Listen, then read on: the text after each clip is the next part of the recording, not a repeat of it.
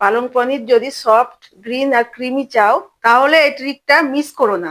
চলো তাহলে দেখে নি কিভাবে পালং পনির বানানো যায়। বন্ধুরা, আজ বানাবো পালং পনির একদম ঘরোয়া স্টাইলের। পালং পনির বানানোর জন্য আমি নিয়ে নিয়েছি পালং শাক, পনির নিয়ে নিয়েছি, আর এখানে 200 গ্রাম মতন পনির আছে, আর এখানে নিয়ে নিয়েছি ধনেপাতা, আর আছে দুটো পেঁয়াজ, আর এখানে আছে আদা রসুনের পেস্ট। চলো তাহলে দেখে নি কিভাবে পালং পনির বানানো যায়। কড়াইতে জল গরম হয়ে গেছে, এবার পালং শাকগুলো ভাপিয়ে নেবো।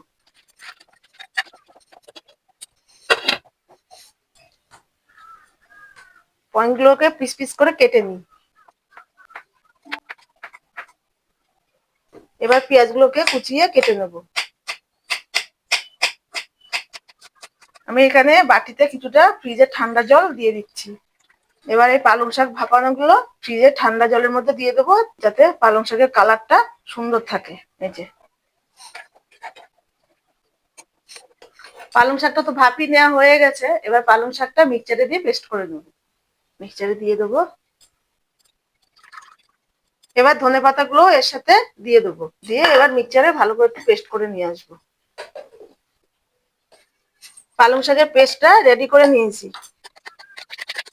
বন্ধুরা, ফ্রিজে যে ঠান্ডা জলটাতে আমি পালং শাকটা চুবিয়ে রেখেছিলাম, দেখো এই কালারটার জন্য রেখেছিলাম, কি সুন্দর সবুজ কালার রয়েছে, কালারটা কোনো চেঞ্জই হয়নি। তোমরা যখন করবে ঠান্ডা জলের মধ্যে পালং শাকটা ভাপিয়ে এইভাবে রেখে দেবে, দেখবে কালারটা খুব সুন্দর হবে। এটা গরম হয়ে গেছে, এবার তেলটা দিয়ে দিচ্ছি।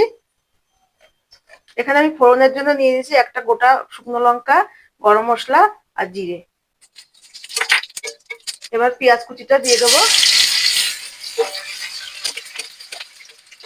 পেঁয়াজটা ভাজা হয়ে এসছে, এবার আমি বড় চামচের 1 চামচ আদা রসুনের পেস্ট দিয়ে দেবো। এখানে আমি 2 চামচ টক দই ফেটিয়ে নিয়েছি। এবার এর মধ্যে কিছু মশলা আমি এক এক করে দিয়ে দেবো। প্রথমে দিয়ে দিলাম 1 চামচ জিরের গুঁড়ো, তারপর দিয়ে দিলাম 1 চামচ ধনের গুঁড়ো, আর সামান্য একটু কাশ্মীরি লঙ্কার গুঁড়ো, অল্প করে হলুদ দিয়ে দেবো, স্বাদ মতো লবণ দিয়ে দেবো, আর সবশেষে দিয়ে দেবো 1 চামচ মিষ্টি। যেহেতু টক দই দেওয়া আছে, এর জন্য মিষ্টিটা একটু দিতে হবে না। এবার এগুলোকে আমি ভালো করে একটু মিক্স করে নিই। ভিডিওটা কিন্তু পুরোটাই দেখবে আর কমেন্ট করে আমাকে জানাবে কেমন লাগলো। মশলাটা কি সুন্দর তেল ছেড়ে দিয়েছে, কষেও এসছে। এইবার আমি পালং শাকের পেস্টটা দিয়ে দেবো। সুন্দর লাগছে না দেখতে?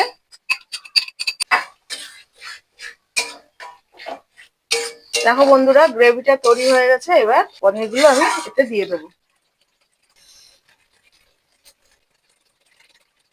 কি মনে হচ্ছে বন্ধুরা, পালং পনিরটা কেমন হবে? কি সুন্দর লাগছে না, সাদা আর সবুজে মিশে।